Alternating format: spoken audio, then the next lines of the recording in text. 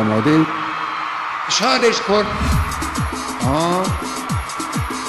دست حالا وای وای وای وای وای وای حالا وای وای وای وای وای حالا وای وای وای وای وای وای حالا وای وای وای وای وای. خیلی متشکرم، خیلی خوشبختم.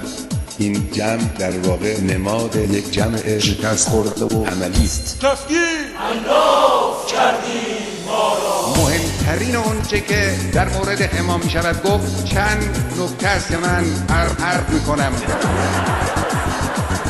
امام به معنویت، به انسانیت، به بهشت، به خدا باور نداشت، قبول نداشت، مخ نداشت، دم داشت، سم داشت، یکی دوتا هر تو قم داشت. یکی از اون درات خود من بودم. من مرض دارم، هی در سر دارم، این مغز هر دارم.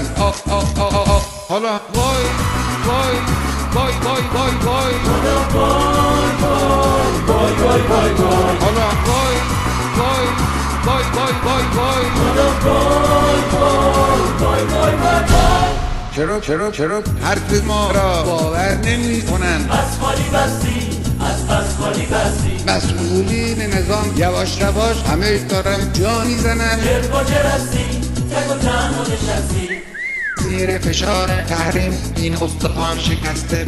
بمب اتم میخواهم، بمب اتم با هسته، بمب اتم با هسته. خسته شدم، یالا برو باید برم برو بابا برو. پیش امام اون گفتدار یا که بابام دور بابات. احسنتم. حالا وای وای وای وای وای وای حالا وای وای وای وای وای وای حالا وای وای وای وای وای وای حالا وای